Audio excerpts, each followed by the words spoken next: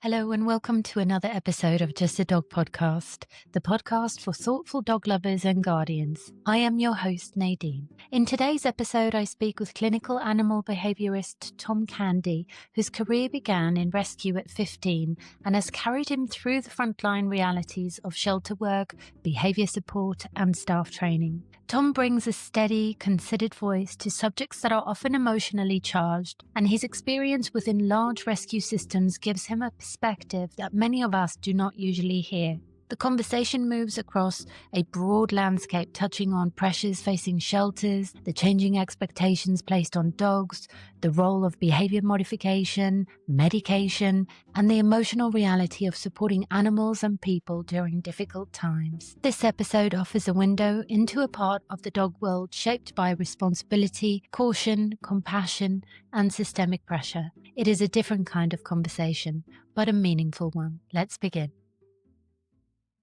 Tom, thank you so much for joining me on Just a Dog Podcast. Thank you for having me. I am super excited to have you on the podcast because you have a very long history of working with dogs in rescue. I'd love to learn a little bit more about your journey. I was always really passionate about animals. I was always interested in animals. And we never had pets growing up, but I just had this affinity or attraction for any animals that I came across, really. We used to spend a lot of time in the kind of West Wales countryside, and I'd always walk down the lane and stand, with the horses that lived in the nearby field and whatnot. I guess I'm sort of that age where there wasn't a lot of scope in animal careers. It was kind of you were pushed towards veterinary. And at the time, I definitely felt like I wanted to be a vet. That was my interest. That was my kind of passion early on. So, in the UK, as part of kind of applications for veterinary medicine, you tend to have to do work experience to demonstrate that interest and that drive. So like you said, when I was about 15, I started volunteering for Hope Rescue Wales, which is a medium-sized rescue in South Wales in the UK. And my idea was that it would be like a couple of weeks. It looks good on your CV. I'd get some nice interactions with dogs and people. And the first event that I went to was about March time, so it was freezing cold. And we were at Pets at Home, and we stood outside Pets at Home fundraising and telling people about the charity. And I got given this little dog to look after called Faith. And Faith was a Staffordshire Bull Terrier, and she was recovering from mange. So she had sort of a lot of fur loss, and the fur was growing back. And she had this little black dog with this purple jumper on. And I looked after her for the day, and I told people her story. And I sort of knew at that point, regardless of where my career went in terms of whether I was a vet, whether I did something else, rescue and shelter was really where I wanted to be. So even from that one interaction, it really solidified my passion in this industry. So I continued kind of volunteering at fundraising events. I moved on to transporting, so moving dogs from the pounds or from Hope Rescue to other organisations, bigger organisations that could support the needs of the charity. I started doing home checking. And, this wider introduction to the rescue world, again, kind of just solidified that career path for me. After that, I went to university and I did a bioveterinary degree because I still wasn't sure whether veterinary was where I wanted to go. But through doing that, I actually fell in love with animal behaviour. And then I did a master's in clinical animal behaviour. And then since then, the last kind of 11 years, I've worked full-time in animal behaviour in rescue and sheltering. So, yeah. It's really cool. It's tricky, as you can imagine, but it's a real privilege as a job. I can imagine there are some really, really tough days and possibly some really rewarding days as well. But before we kind of go into that, I'm curious to learn whether you had any kind of preconceived ideas about dogs before you started working with them, and how has that changed over time? That's a really great question. Because we did get a family dog, so actually around the same time as I started volunteering with Hope, we got a little Cavalier cross called Tia. So that was our first kind of family pet, and she was amazing. She was like so easy, and it was just really simple. We did some training with her, but she pretty much came as like a ready-made package of a dog. She was pretty cool, but obviously I had spent a lot of time already volunteering in rescues. I suppose I had quite a wide ranging view of dogs anyway. What's maybe changed over the last kind of 15 years is the idea of individuality within dogs. I think we see that more and more in the more work I do. You have a preconceived idea when you go into a kennel to work with a dog, or when you work with a foster home, and they always kind of take you by surprise and change things. So, we do see similarities within breeds, we do see similarities within groups, but every dog is that individual. They've got individual wants, individual needs, and all of that plays into their behavior, and obviously how we approach it or how that manifests. And I think that's really what's kind of changed for me is that, very set, this is what I'm going to do, this is how I'm going to approach this situation, whereas now I'm a lot more fluid, kind of wait and see what happens a lot of the time, and then build off that kind of rapport with each individual dog, rather than thinking, right, okay, this is the plan for the day, this is the plan for this session. So I guess that's the biggest change I can think of.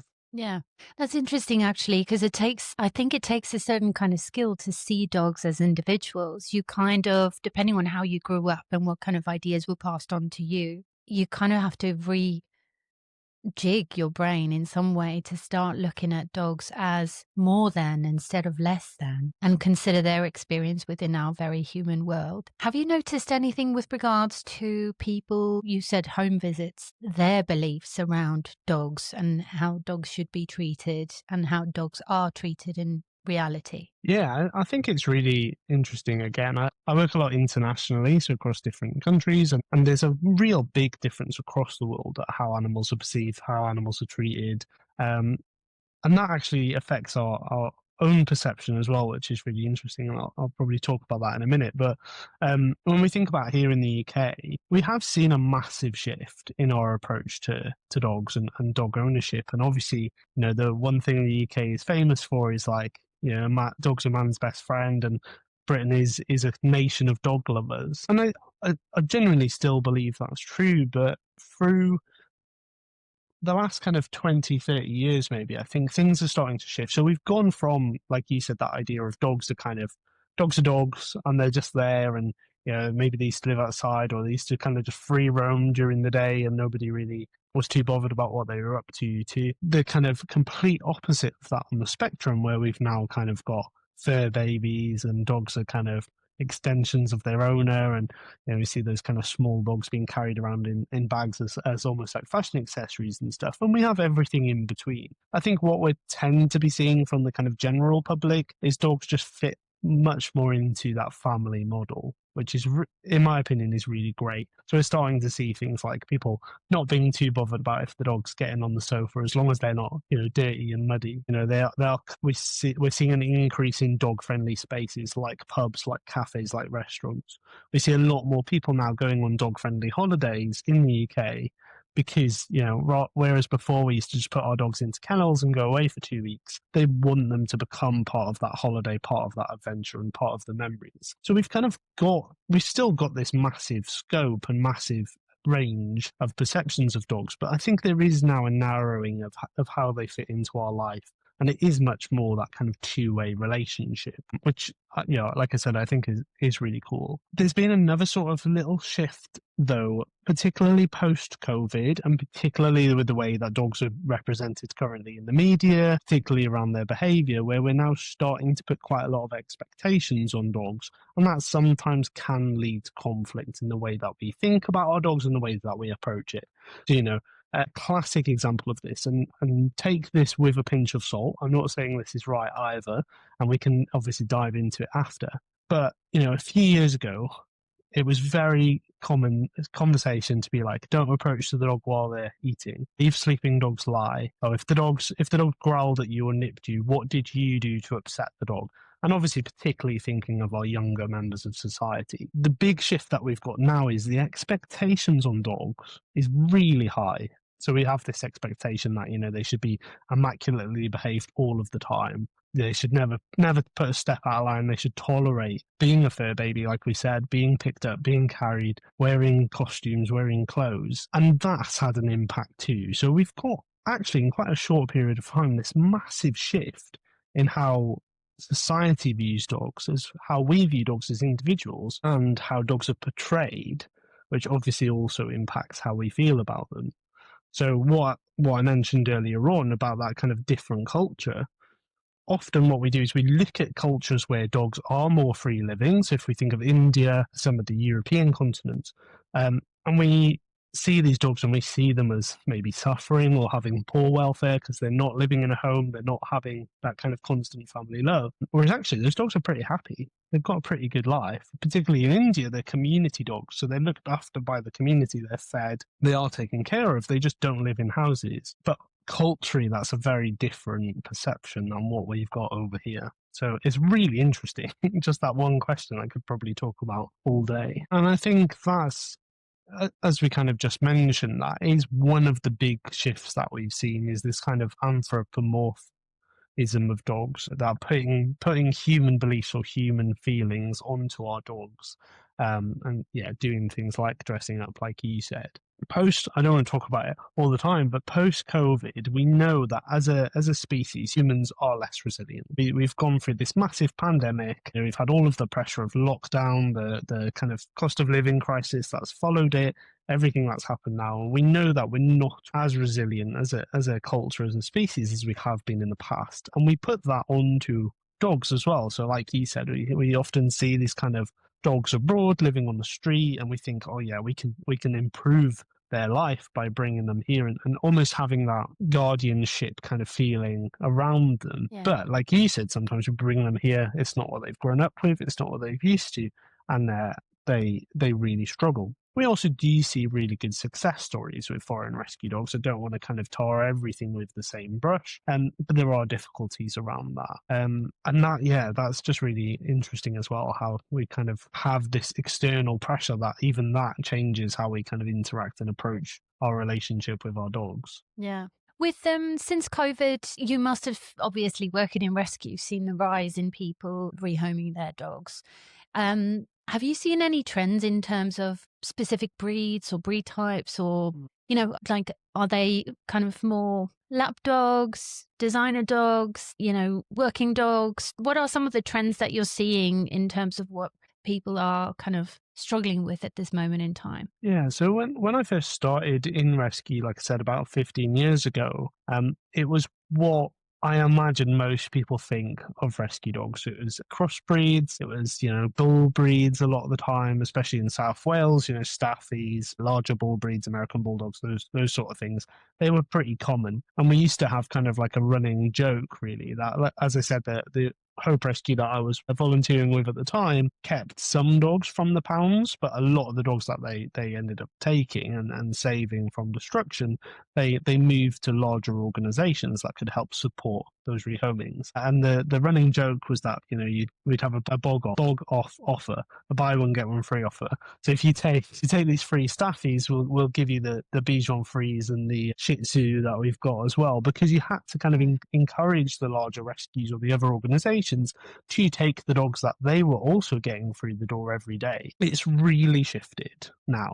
I would say now, I couldn't tell you which breed is most common. It's really varied. We see a lot more what you would class as pure breeds. We see a lot more kind of recognizable breeds in rescue now than we've had before, particularly dogs that struggle with medical conditions, particularly larger dogs. So again, we've already just touched on that cost of living crisis and the effect that has. And it was really interesting because when COVID started, we as an industry kind of set up for this flood of dogs. Yeah, people were losing their jobs, they were furloughed, they weren't sure what was going on. We had all this kind of confusion and upset in the country, and everybody thought people are going to start relinquishing their dogs.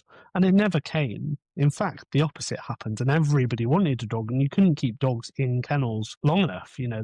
People were queuing up at the door to take dogs home, which is great and had a really positive impact on rehoming. But the fallout probably came about 6 months later. People starting to go back to work, people, again, losing their jobs, that cost of living crisis kicking in, and stuff starting to go up. We then saw those numbers start to increase. And like you said, that's a continual trend that we've seen. What we're really seeing at the minute across the board and across nations, as I mentioned, particularly in the States, is rehoming is going down. Less people are looking to get a dog because of all of that financial insecurities, because People are having to have multiple jobs. They've got less time. There's more pressure. People are worried, like we said, and relinquishment is going up for the same reason. So there's more dogs needing our help, and there's less people around to help them, which is obviously a fun place to be in rescue, because that's kind of makes it quite difficult to manage. A really good example of this is when I worked at a individual centre, we had one St. Bernard in the 3 years that I worked there. When I was in a different role, a regional role where I was supporting 5 rescue centres, we had one in every centre at one time in the period of about 2 months. So, it went from 1 in 3 years to having 5 at the same time.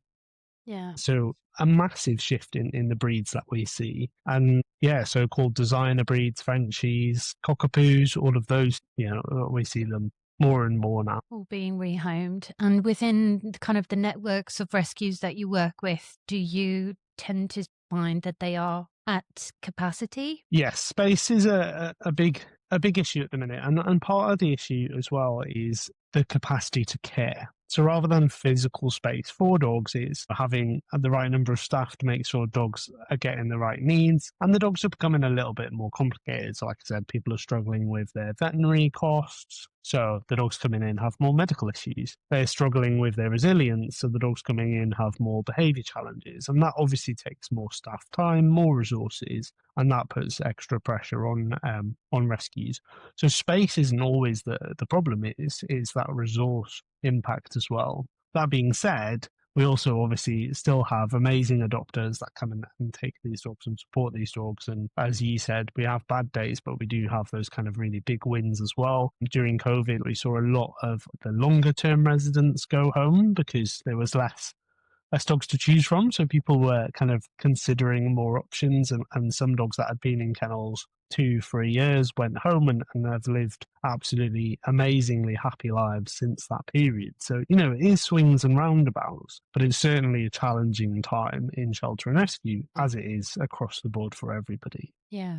You come across as really, really positive, which is really, I don't know, refreshing, considering everyone I've spoken to in rescue, and also going to Parliament for the State of UK Rescue meeting, I think towards the end of last year. Were you there? I was here. You were there. I probably must have seen you. But yeah, like considering everything that's going on in the last year, and then obviously more recently now the proposal of the new budget, kind of costs going up. And what's your outlook overall about, and this is a big question, I know that, but like your temperature check on the direction we're heading, and do you feel hopeful for the future? In all honesty, and I know that you represent a charity and a rescue and multiple organizations. What's your experience or your outlook on things, because you have such a wide exposure to so many different cases? I think it's challenging. I'm not gonna lie. It's hard sometimes to see the light at the end of the tunnel, because the pressure is kind of coming from a range of sources, as we've already talked through. I think what has been good, what the silver lining would be, is maybe it has had to focus rescues in to be more collaborative. You mentioned the State of UK Rescue conversation that AppDog is having, the All Parliamentary Working Group for Dog Welfare, but also it's changed the way that we maybe think about rescue. And this is something that I've always been passionate about. Like I said, Hope Rescue that I started with have always been very forward-thinking and wide-ranging with their approach to rescue. The problem is brick-and-mortar rescuing is not the solution to this crisis. If we build more kennels, we'll fill the kennels. The problem is we need to think about source to sea. So what I mean by that is rescue is a reactive industry. So we're here to clean up the mess, fix the pieces, put plasters over things to support animal welfare. And that is fine. And for a lot of years, that was working because, like I said, the number of dogs needing to come in and the number of dogs needing to go out was fairly balanced. What we've kind of identified as an industry now, and what we're moving towards now, is, well, how do we solve the problem at source? So that brings up conversations like, how do we look at ethical and appropriate dog acquisition? So where are our dogs coming from? How do we make sure breeders are doing the best job they can to produce good puppies?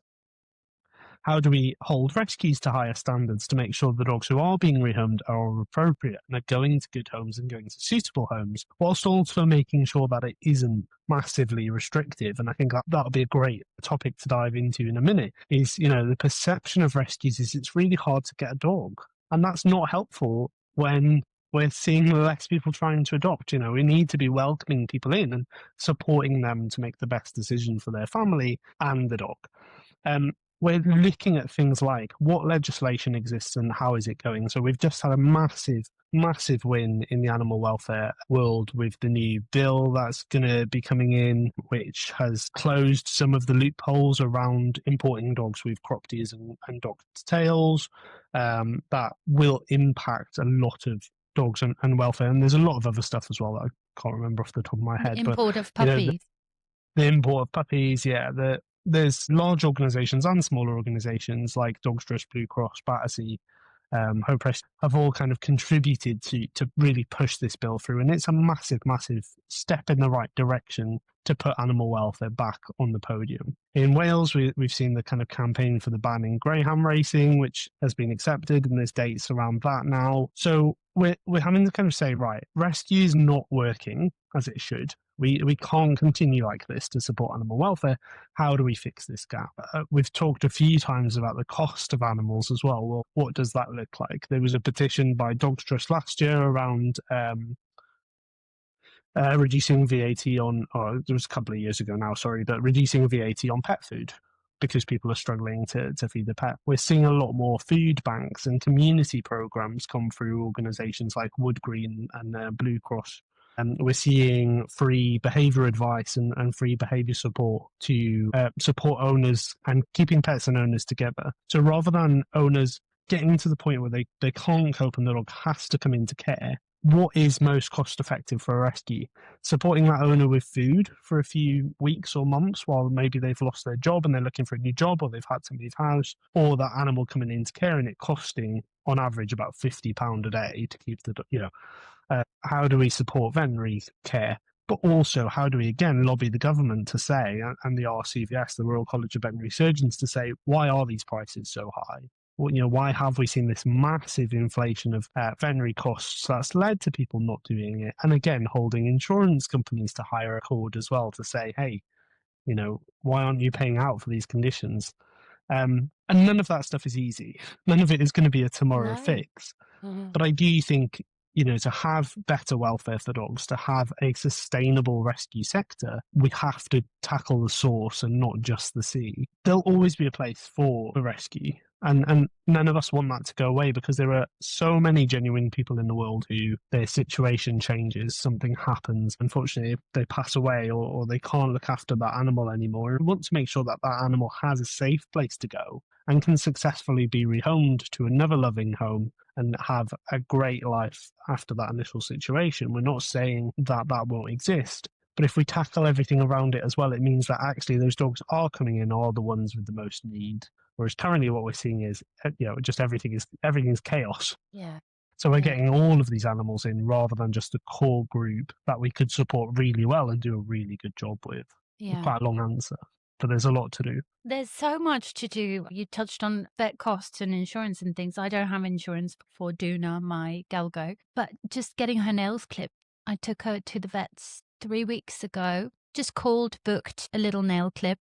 We were there for all of 5 minutes. They only clipped 6 of her nails because the rest were already too short. It cost me £36. And so earlier this week, just on one of our walks, I spotted another vet, and I thought, oh, let me go check. Maybe they maybe a little bit more affordable, and I'll switch vets. £2 for a nail clipping. Do you know? I was just like, how is this possible? I am one of the least tight people you will know, but there's reasonable and there's completely unreasonable, and that is such a basic thing. I think it is important to say at this point as well, though, we're also not demonizing vets. So it's often not the vets that are setting the prices. It's often not the vets that are, in these conversations. It is the kind of, realistically, it's the large chain corporations that are buying small independent practices that ends up in the price rise happening. And it is insurance. We see it in America, right? In the American health service, everybody's got insurance. So the prices go up because the insurance pays out. There's no hold to accord for the prices, which then means if you're in a situation where you don't have insurance, you then can't afford to pay the costs. Yeah. So I think it is really important that we acknowledge that the veterinary industry is a bit broken at the minute, but it's not. Yeah. We're not demonizing the vets themselves because they're super important. Yes, and they have their own challenges going on at the moment. I think language is important, and you were correct to mention that, because when I was talking about vets, I wasn't talking about the actual vet. I was talking about the business of the vets. And so for me, I felt like, who created this business model? This is exploitative. This is not supporting, because ultimately what they want you to do is they're trying to push you into a membership where they get regular income. And I understand that, because you want a recurring revenue model, gives you a bit more predictability, you can plan ahead, you can reinvest, all sorts of things. But again, there's reasonable and there's not so reasonable. And that's just one tiny little factor. So, okay, we've touched on cost now as kind of being a factor of why people are giving up their animals. It's very real and a difficult decision to make. But what about, have you seen things around behavior? And specifically, challenging behaviors in urban environments and expectations placed on dogs in urban environments. Talk me through some of the things that you've been, or perhaps cases, challenges that you've been working on, and maybe more recently. Yeah, definitely. So yes, I would say there's a large change. Like we said, there was a massive increase in the number of dogs owned in this country. It's not hugely clear from the data, but we're definitely seeing an increase in dogs. More households have dogs than for a large period of time before, and that puts extra pressure. We're also seeing more built-up areas than before, so people are changing the way they walk dogs, right? So we said earlier about how a lot of the time dogs are just kind of left to it, or if you live in kind of like a rural area or a different area, your dog spends the majority of their walk off lead. They have much more autonomy. They've got much more choice about who they interact with, who they don't interact with, what they get up to. They're more fulfilled at the end of it. So when we then take dogs and put them into kind of flats or smaller situations, or like we said, people are working more hours, or people are having to commute more and they have less time, that's where we start to see challenges emerge, because there's more dogs to see. You're on lead, so you've got less choice. You're more frustrated. Owners maybe try and put you into situations because they want you to interact with other dogs, for example. They want you to interact with people. I was in a city centre last week with a colleague of mine, actually, so we're both behaviour minded. And there was this little dachshund who was kind of hunched right under a bench like this because a little girl was trying to say hello to her, and the owner was going, come on. So it's such a big part of animal behaviour. Probably the biggest part is our understanding of our dogs, how they're communicating, what they do, and understanding that actually no behaviour is problematic. What it is a challenge in the environment that it's in. So we don't have bad behaviour. Nearly all dog behaviour is natural behaviour that they're designed to do through their genetics, through their learning, through their experience. But it poses a challenge to us because, of course, none of us want a dog who's barking and lunging at other dogs. Nobody wants a dog who maybe is using their teeth to say, can I have a little bit more space, please? We're not saying that dogs shouldn't fit into our life, but we need to understand some of those challenges. So if we think about that apartment block, like we just said, dogs don't know that noises are coming from above them and below them. It must be really off-putting, really confusing. And one of the big things for me that clicked with this was an episode of Victoria Stilwell's It's Me or the Dog, where she's working with two chihuahuas, and I talk about this all the time, and she makes the owners lie down on the floor and says, look how scary the world is when you're 2 foot tall, or less. It's a chihuahua.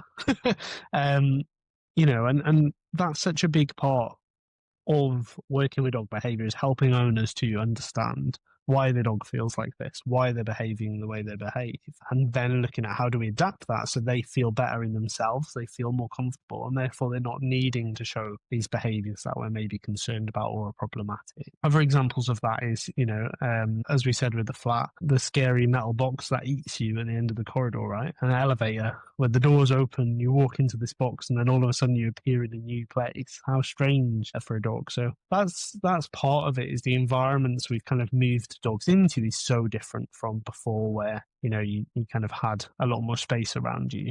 And then, as we kind of touched on earlier, the big difference is expectation. The expectation of what a dog is meant to be and meant to do has massively shifted. And even how we hold them to account compared to other animals. So there's no other animal, including ourselves, that we expect to only go to the toilet when somebody lets them out to go or somebody takes them on a walk. So cats, majority of cats have litter boxes if they don't have outdoor access. You know, our small furries all have bedding and you know, appropriate bedding that they can toilet in and we clean out. But with our dogs, we kind of expect them to be in the house for 6 hours and not have access to a toilet. So even that one simple thing is really interesting how we approach that as a society. Quick sidestep. So when I was doing my research, I learned that actually you travel across the world to do conferences and training and things like that. And one of the things that I saw was a suggestion around medication, which I thought was really interesting in terms of behavioral plans. And so I would love for you to kind of touch on that, because my first instinct was, oh no, let's not start drugging our dogs so that they're more compliant. I would love for you to go into it and kind of explain the thinking behind that, because I know that that was geared towards the industry, and this podcast is geared towards both people already working with dogs, but also regular dog people like myself. So help me understand what you meant by that. Yeah, definitely. It's a great conversation that I'm just going to slightly caveat to start with by saying I'm not a vet. So any conversations around the appropriateness of medication, you know, should be done with a veterinarian, so that they can obviously prescribe and consider things appropriately. But it's definitely you know, something we can dive into.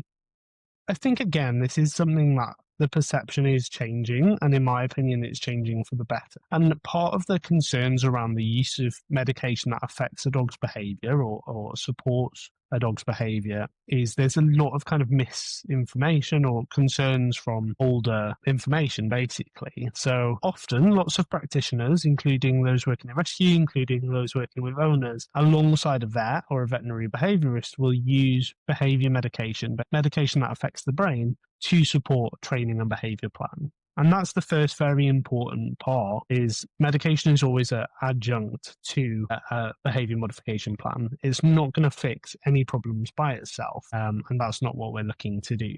But we have situations where either the environment is very difficult to control, we're unable to change things to make that dog comfortable or get them in a place where they can learn successfully. There's some situations where learning is really well established. You know, the dog's had a certain behaviour for a large period of time, or where there's kind of big changes happening in the brain. The dog's maybe had what some people would consider sort of trauma responses or really negative experiences that are hard to help the dog overcome just through training and just through behaviour modification. So we have certain medications that affect the brain in a positive way and normally look to boost things like dopamine, serotonin, things that make us feel good in ourselves. And it is quite interesting, or we'll swing back to it, but it's quite interesting as well that our perception in the UK is often very different to other countries,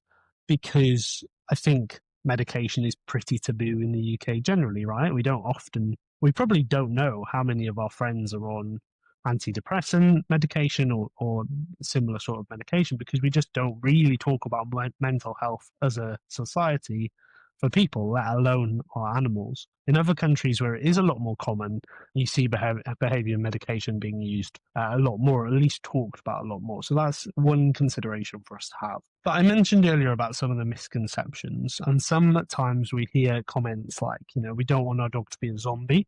We don't want to change their personality. We don't want them to be sedated. We don't want them to change things. And that's totally right. I don't want that either if I'm working with a vet to have it. And that comes from a mixture of things. You know, some of the older medication that used to be used was not as good as the medication that we have now. It has different properties. It does different things. And you did sort of see these kind of zombie dogs. And that's not what we're going for. What we're aiming for is to create an environment for the dog where they can learn, they can change how they feel, and they can improve welfare. So my view of it, not everybody agrees with this view, but my view of it is certainly if we've got a dog who's painful, we'll use something like pain relief to improve welfare temporarily whilst we also look at resolving the problem. Why would we not use something that can improve welfare to support a dog as long as all of the right plans are in place? It's not a perfect science, so sometimes there's tweaking and changing that needs to be done to get that medication right, and that's why it's really important that you do work with a veterinarian and a behaviourist who can work together to kind of get the best plan possible for that dog. But I've used medication in a range of cases where it has saved that dog's life. And then I've used, there's other cases which are really similar where we haven't reached for medication for a range of reasons. So it's definitely not every dog should be on drugs. It's definitely not we should never reach for this or this should be a last resort, because it's just a tool in our toolbox, like everything else that we do, whether we're using a clicker or treats versus a toy, whatever the situation is, we're always kind of looking for that individual approach. I think a big thing and a big similarity that we are seeing with the NHS currently and our veterinary industry is the relationship-based approach. And that's disappearing for a range of reasons that is not in control of the practitioners on either side. But, gone are the days where you had a family GP who saw you as a baby and stayed pretty much with you the whole time and probably helped you with your babies. And they know your history. They know, conversations that you've had in the past. You talk about things regularly because you see the same doctor every time. Touch wood, I'm not ill very often. I don't have to speak to my GP very much at all. And about probably 4 or 5 years into living in Devon, I had to have a phone call with the GP for something, I can't remember what it was, nothing major. And the doctor that rang me said, my name's Dr. So-and-so. I actually think I'm your GP. And I was like, I've never met you. And it's such a strange idea, really. And veterinary is going the same because, again, of large corporates and there not being enough vets, because there generally is not enough vets, particularly in rural areas. It means that often we're having to see locums or we're seeing different vets that we don't have. And we don't have a consistency of care. So you don't build a rapport with your vet. You don't build a relationship. And that does affect trust, which is what you've just mentioned. But it also affects the vet's judgment because they are literally making decisions based on 10 minutes of consultation. And that is where kind of the paraprofessional approach helps. So, like I said, working with behaviourists, working with physios, working with farriers if it's horses, all of these people that contribute to the welfare of an animal, if they work together, then that information is just better. The decision making is better. All of these things are better. So, my ideal, if I could change the world tomorrow answer, is that we just had one consistent vet pretty much for the entire life of our animal who we could speak to regularly if we had any concerns. Another example of that, actually, whilst I'm on the subject, is our dog. What did she eat? Our dog ate some chocolate. She never normally eats chocolate, but she did get access to some, and my partner was really quite worried. And through our insurance, we've got access to like one of the the vets on call, and it was amazing because we the 10:30 at night, and we put it into the app, and it said, "Yeah, vet will ring you back." And it was a fully qualified vet, and she was sat on her sofa. And we were FaceTiming, and we just had a conversation about how much chocolate the dog had eaten, and it was very minimal. It wasn't a concern at all. Yeah. And it was great. What a great conversation. And the vet was like a bit chatty, even though it was like 10:30 at night. And then they were like, "Yeah, bring us back any problems." As you said, if we're paying £36 for a nail clip, how much would that conversation have cost if it wasn't a free service through our insurance company or wherever we get it? I think it is our insurance company.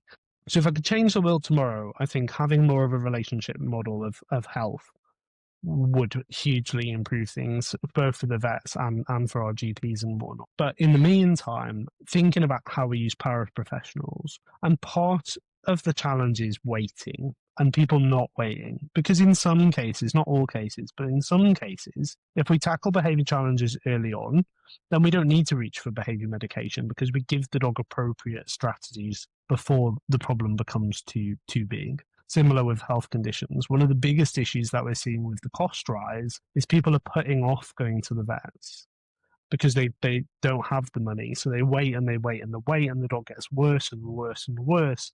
And then when you come to treat the problem, it costs you 3 or 4 times the amount because that 1 week course of antibiotics has now turned into a surgery, an overnight stay in the emergency vets because you've waited and now it's 12 o'clock on a Sunday evening or whatever, pushes pressure too, right? Because if the vets are having these emergency consults, they take up more time. So then your next patient's late, blah, blah, blah.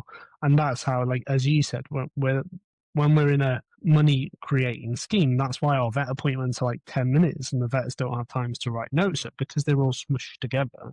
Mm.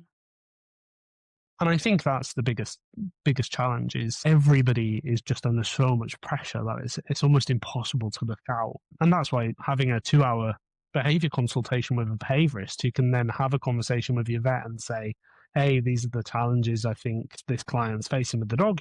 How can we create a One Health plan? That's often the phrase you hear now, a One Health plan to support this dog. And that versus going into the vet who sees you for 10 minutes and then might, like you said, go try this medication because it gets you out of the door and they can see the next client. And as we've said throughout this, that's not the vet's fault.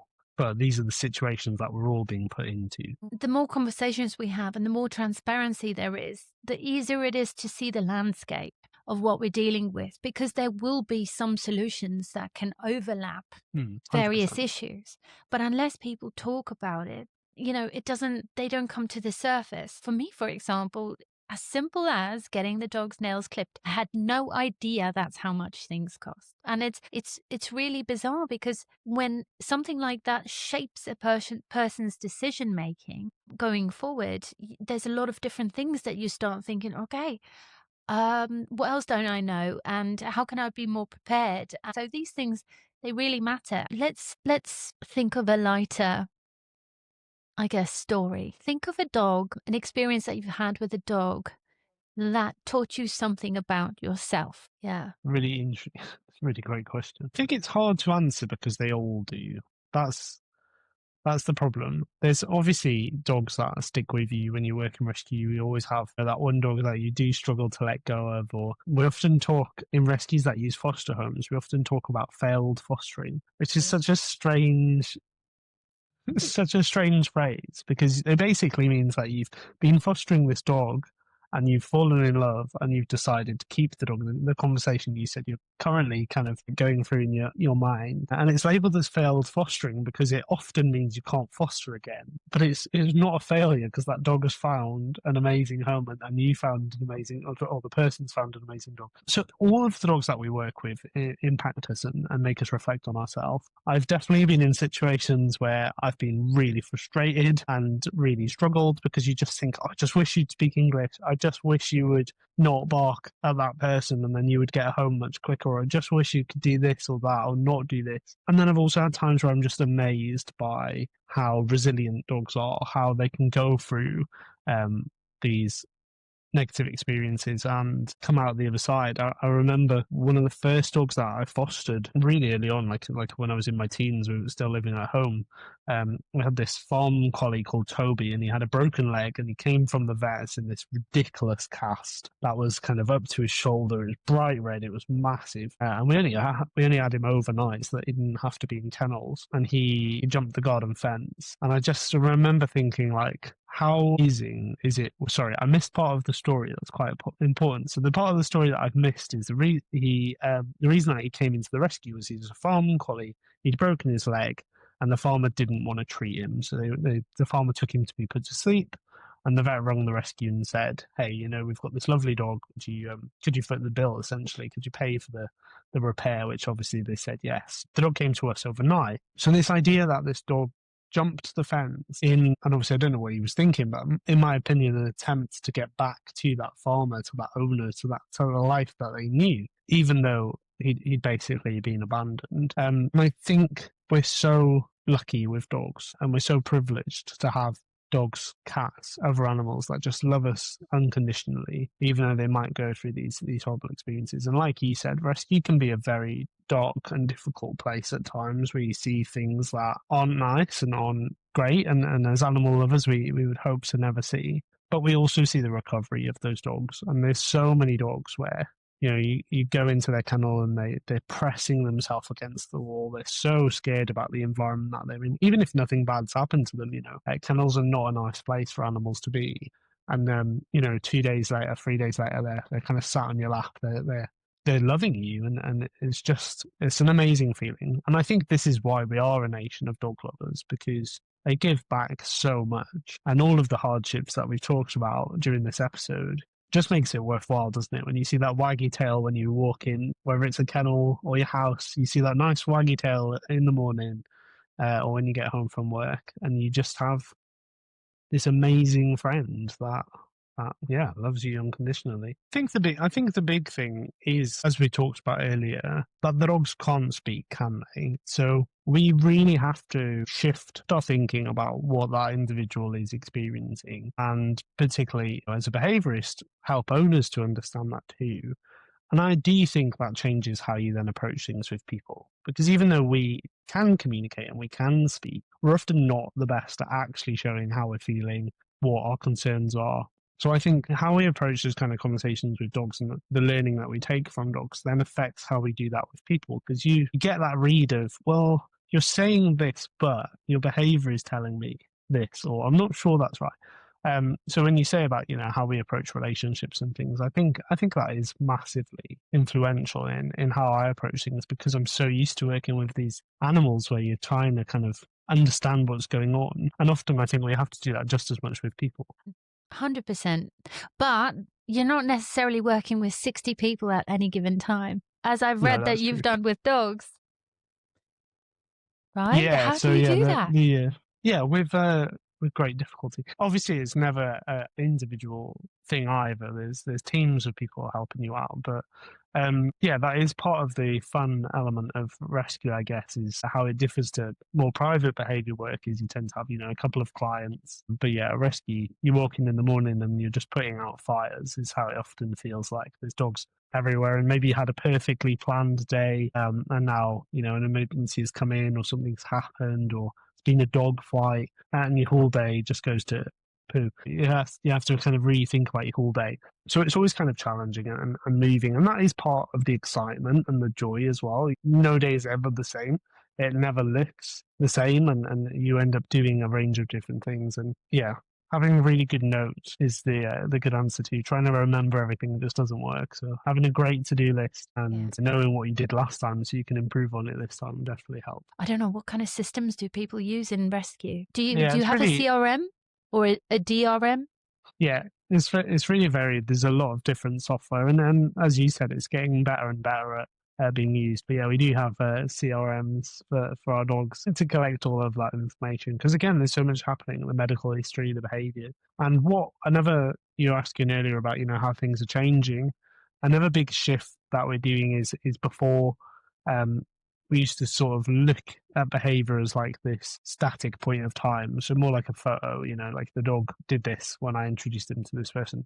How we're moving now is much more observational. So rescues are trying to get better at just really understanding who that dog is, how they react in all of these different situations, to create that profile for the dog, so that when you then match them to a home, is going to be as good a fit as possible. Versus, before, where we used to put a dog into a situation and then say, right, okay, well, when I introduced them to this dog, they barked at it, so they must not like other dogs.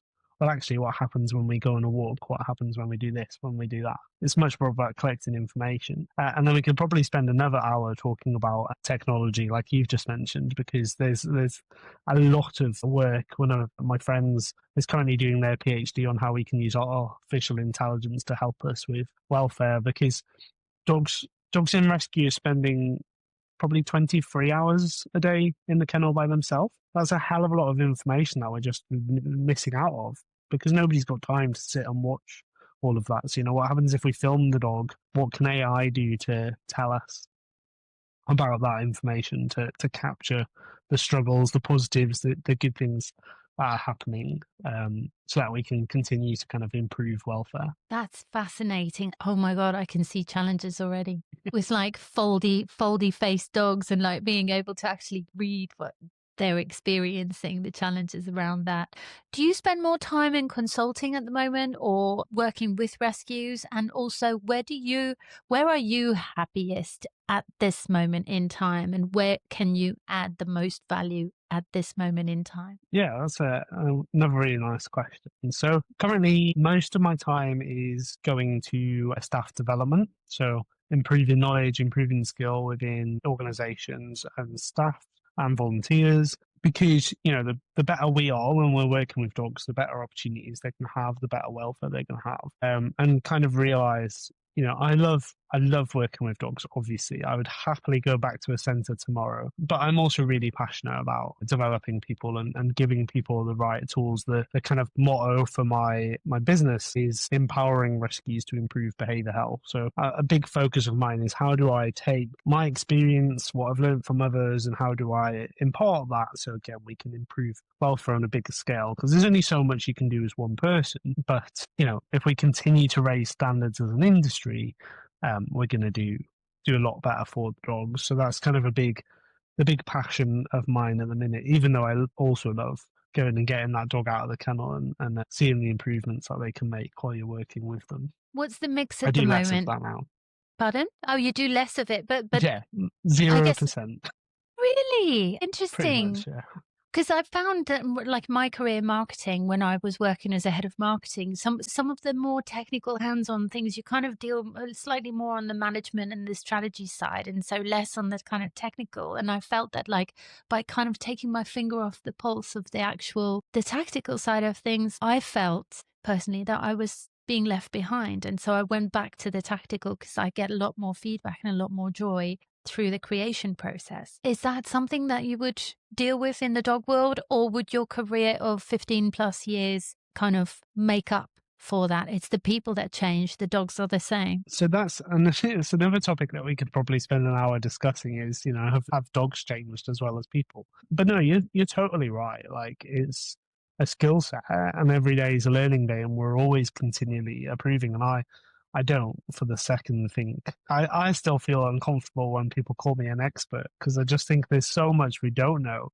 um, that it feels a strange situation to be in. But yeah, it is a challenge, and obviously I am conscious of that, and that's why I'm really lucky to work with a range of organizations, and that does mean that I can spend time going in and traveling. And as you mentioned earlier on, I've been really lucky to go to like Bulgaria and different places, to Spain with the Galgos, to Oh, really? Please tell me about yeah. that. Yeah, so a couple of years ago, I went to Galgos de Sol, which is an amazing organization outside of Murcia, the Murcia region of Spain, and do some staff training there, but also work with some of the dogs. So that was super cool, because you've got to keep your hand in as well for the skills. But also, I think my big passion in staff training is helping people to do it then and there. So, the improvements that we can make by saying, try this. What do you think about that? Let's do this. And that's what the majority of my role has been for the last 6 years, but before it slightly changed in the summer. In 2 weeks' time, I'm going to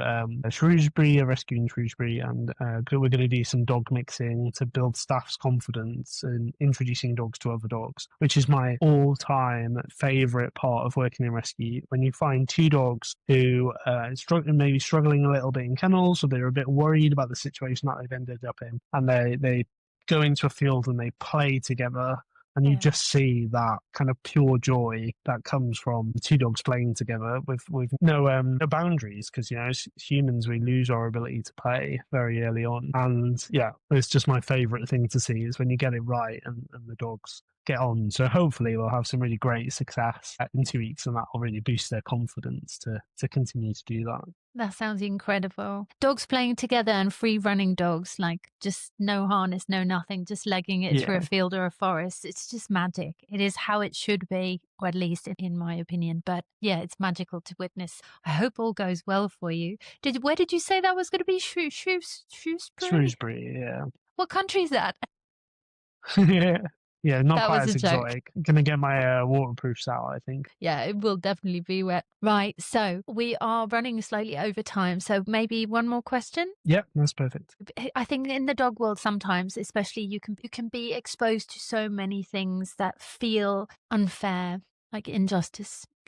We've touched on a couple of things, but there's actually a whole host of other issues and challenges in the dog world that we haven't touched on. So in your day to day, those things can all come at a cost, personally, mentally, emotionally, physically. What do you do to keep your edges soft and kind of keep going. Yeah, I think it's a great place to discuss actually, because probably a couple of years ago I was pretty burnt out and I actually hadn't really realized, but it was talking to a friend that made me kind of click, oh, something's not quite right here. And what I found for myself was I was like getting in my work van, driving to my centres on autopilot, not really thinking about it, spending the day there, not really thinking about it, coming back and just in a routine. And like I said, I haven't really noticed, but I think the big thing for me is having a good support network around you, having friends, family, spending time outside of dogs. Particularly if we're a dog professional, we're pretty bad at doing that because our downtime is going out with our own dog or doing agility or doing whatever you like to do, and that's great. But I do think it's important that we also have time away from dogs. It's also about speaking to people. We said earlier on that as a nation we're not great talking about how we feel and our experiences and things. And I think it's important that we do speak to people who can get it and just get it out. And it's also just having things that you love that refill your cup. So for me, it's anything to do with the sea or water.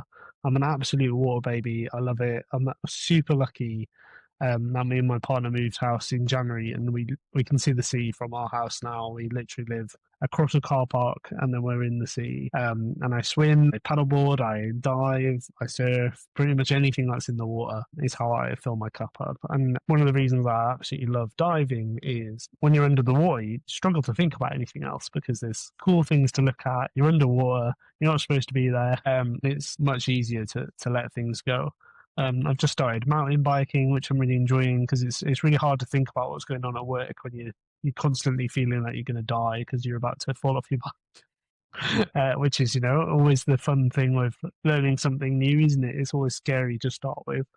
But yeah, finding things that fill your cup and having a good support network around you, I think, is super important because that's we lose a lot of good people from the industry every year, as with veterinary technicians and all of the other challenging professions. So it is really important that we find things that raise us up so that we are more resilient and more able to cope. I was speaking to somebody recently who's a researcher who's looking at how do we support mental health in shelter and rescue, and she introduced me to the term empathic strain, which I really like compared to something like compassion fatigue or burnout, because I think for me empathic strain just means that you're a little bit stretched but you've got that ability to come back from it, whereas I think when we hear the term like compassion fatigue or burnout, you're kind of done. It's hard to come back from those terms. And we said earlier on, right? It's just language. But I really like that idea of empathic strain. Some weeks you can be more strained than others, and we just want to make sure that we've always got that ability to bounce back and stay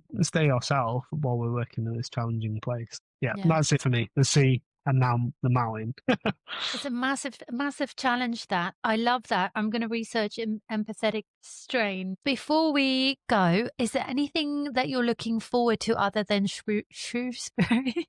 Anything you're working on? Anything that you want people to know about? Yeah, it's a lot I'm looking forward to, I guess. So yeah, I've just been asked to write a chapter in a book, so I'm pretty looking forward to that. I never did very well at English at school, and I didn't get very good grades, so it's quite nice to be featuring in a book, and that's looking at how we can keep pets and people together. So a lot of the conversations that we talked about tonight, how do we support dogs where the problems are, rather than just taking them in. So obviously something that I'm really passionate about, and hopefully will help organizations and rescues set up programs to help support people. So I'm really excited about that.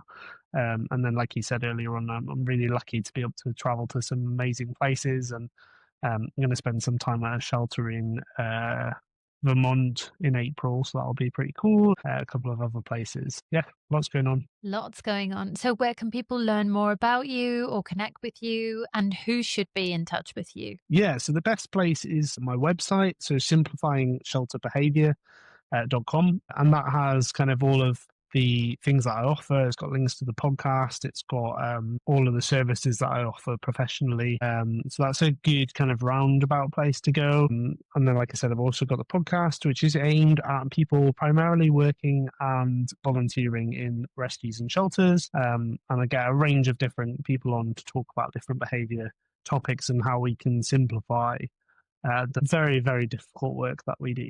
So that's the same, Simplifying Shelter Behaviour, and that's on all of your kind of podcast apps. And then I'm also on social medias where I put tips and tricks out and have conversations and put my thoughts out into the world. So yeah, if that interests you, they're the best places to go. Wonderful. Tom Candy, you have been a stellar guest. Thank you so much for spending some time with me. I wish you continued success and thank you for all that you do for dogs and for humans across the country and the world. And hopefully we will see you on the podcast again in the future. Yeah, I'd love to come back. It's been a really great conversation. Thank you very much.